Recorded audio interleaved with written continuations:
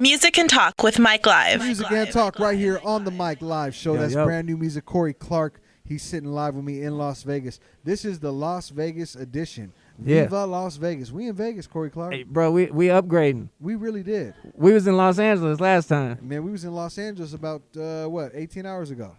No, well, I meant the last interview we did. You know what I'm saying? I'm just kidding. Hey, Look, it's been a minute since I've been in Vegas. It's been a while since you and I had a chance to really just talk, you know? Yeah, What bro. was that last record that we just played, man?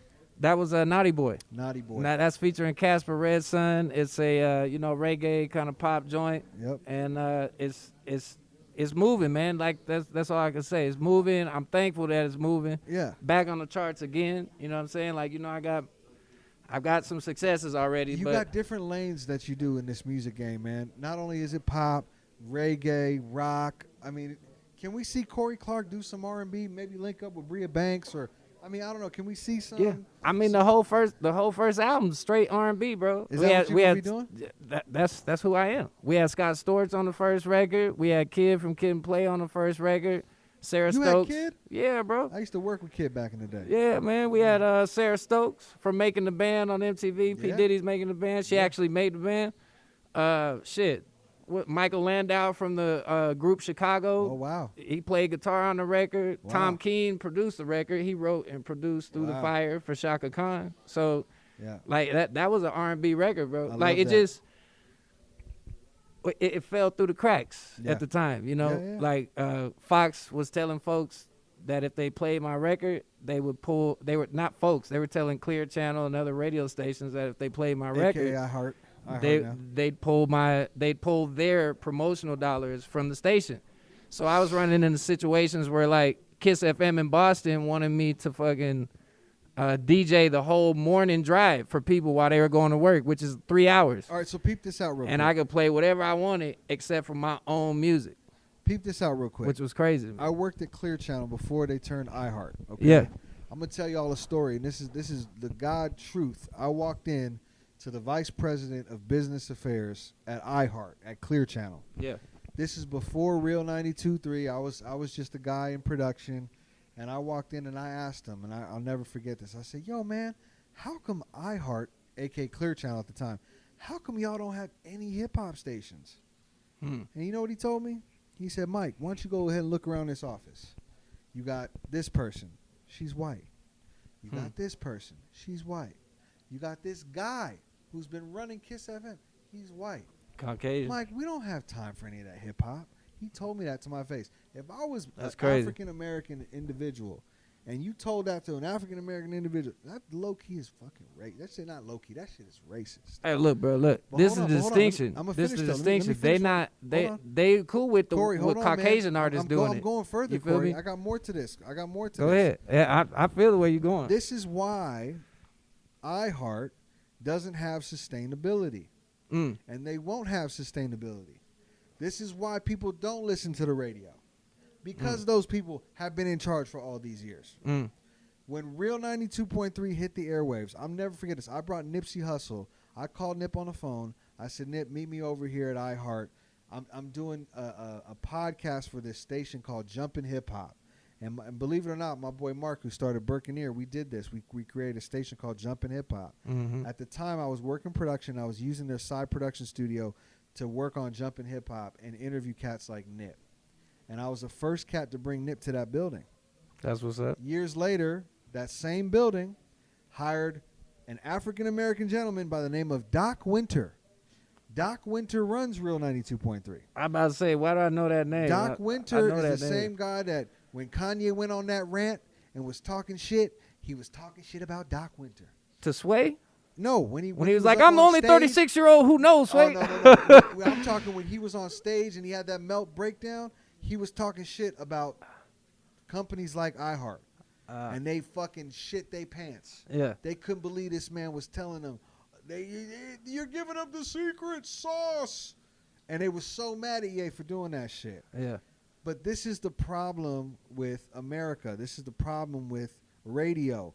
Nowadays, they're making artists believe you got to have a radio hit. That ain't the truth. That ain't the truth. What you need to have is you need to have some motherfucking multicultural motherfuckers running shit. because that's who represents the people. It's the same thing as the government. It's the same thing as all that. Corey Clark, what are you mixed with, brother? I don't even. Are you black, white, Puerto Rican? My dad is Afro American and German, and my mom is Hungarian Jew and Irish. Wow. So I got and then my kids, their mom is Japanese and Mexican. So my kids are like 4 or 5 different people in one body that wouldn't sit at the same table 50, 60 years ago. You know what I'm saying? That's the new America right there. You better start hiring people like Corey Clark. I want him making decisions. Hey, but now on a radio tip though, here's my thing. Like there's a lot of artists and a lot of misconceptions out there that. If you get a lot of streams and whatnot that on these different platforms, Spotify, Pandora, and whatnot, YouTube, and all that, that you made it. That people try to associate attention with success. Do you understand? Yeah. So the difference between getting 100,000 plays on Spotify and getting like 5,000 plays on the radio is a bigger check. You understand what I'm saying? Right. Because Spotify only pays you 0.005 of a penny. You understand what I'm saying? Oh, no, I know. YouTube is in the bottom 3 of the top 20, and they pay you 0.28 of a penny per stream. Jeez. So basically, you got to get 250 streams to make $1. Wow. Now, if you get 5,000 radio spins average from 9 cents to 15 cents a spin. Right. An actual cent, like 9 cents. You feel me? These other cats is paying you a portion of a penny for a stream. You understand? That's like me investing in a $45,000 Bitcoin stock when I'm making 0.001. But check me. I'm like, God damn, what is that like? You can get 1 million streams on YouTube and get a $15,000 check. What's the money you had to put into that to make it go to 1 million spins? You feel me? Now, a lot. You go out to places like Germany, Japan, the number 2 and number 3 music markets in the world, they're still 75% and 70% respectively each. They still buy physical music.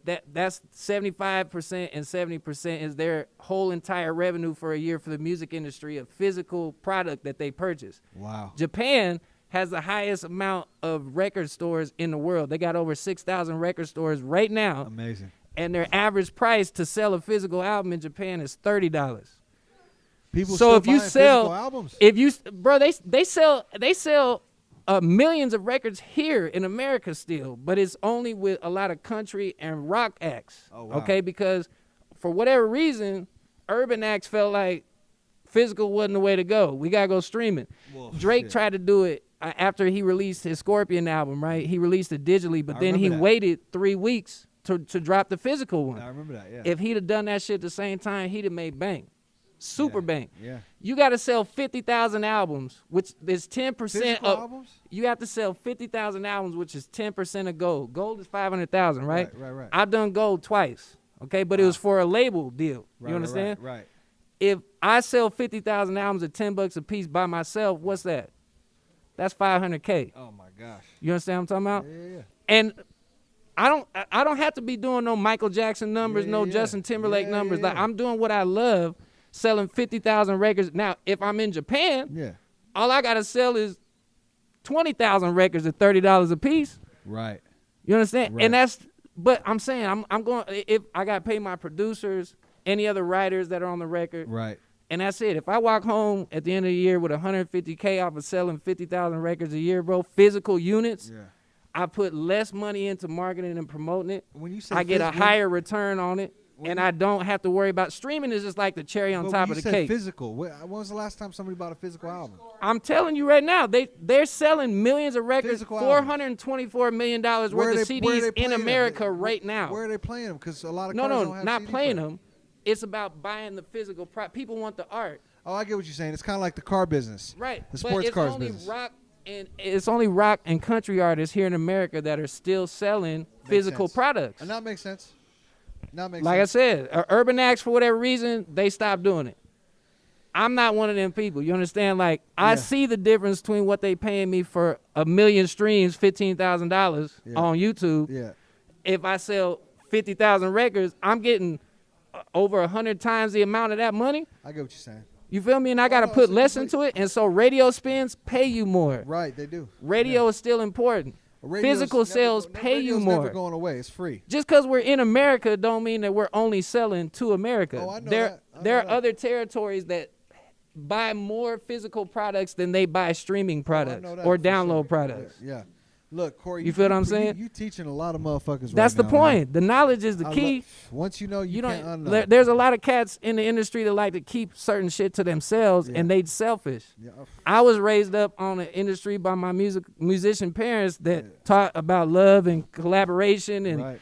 providing information to each other. Yeah. The goal is for everybody to win, not keep losing. Music and Talk with Mike Live. That's Corey Clark right there. What's the name of that again? Protect me. Protect Me. Yeah. What's that about right there? The hook, cause I only think I'm gonna be doing like one tonight with you, man. But the hook for Protect Me is basically, Lord protect me from my friends, my enemies I can handle them. It's the ones that's always in my grill. Gotta keep a close eye on them. You know what I'm saying? That's hard. So it's Corey like Clark, hit him with it. you know your enemies is coming for you, right? Yeah. You don't expect your friends and your people that you love to be coming for you, but those are the ones that fuck you over the most. Man. If you let them, and if you love them, that's how they get close to you to fuck you over. Love them, right? If you love them, you trust them. So you gotta. The song is about just watching those that you love that maybe's been in your life for a while doing the wrong types of things, and you just kind of used to the way they doing it. And it's those people that's always in your grill that'll cause you the most pain and suffering outside of the ones that you know want you. They want your ass, right? Right. So I know the wise, you know, that dude over there, that girl over there, whatever. I got a feeling you cutting your grass all the time, Corey. That's literally one of the lyrics of the song. Look at that. How did I know that? I keep my grass cut low so I can see them slither. One of my biggest mistakes. You sure you don't want me to do that one? I mean, it's up to you. No, it's up to you. You put it back on my It's up to you. Look, music and You know talk. what I'm You saying? sound good on acapella right now, man. Hey, but they all, you know, Yeah. they all, you know, each of the songs that we talking about. I just released one today. It's more like a lullaby type joint. It's called Color Me Unplugged. Are we doing that today? Are we doing a live performance of that, or which one are we doing? No, we was gonna do The reggae joint? the reggae joint that you Let's- said. We gonna roll with the program. Let's do I just that. wanted to give them a little bit of the other one too, so they know to go on Apple and iTunes and all that and check it Corey, out. You are you motivate me, man, because when we talk on the phone, every time we talk, it's always about business, man. Man, You know what I mean? And positive business. and bettering ourselves. You know Yeah. what I'm saying?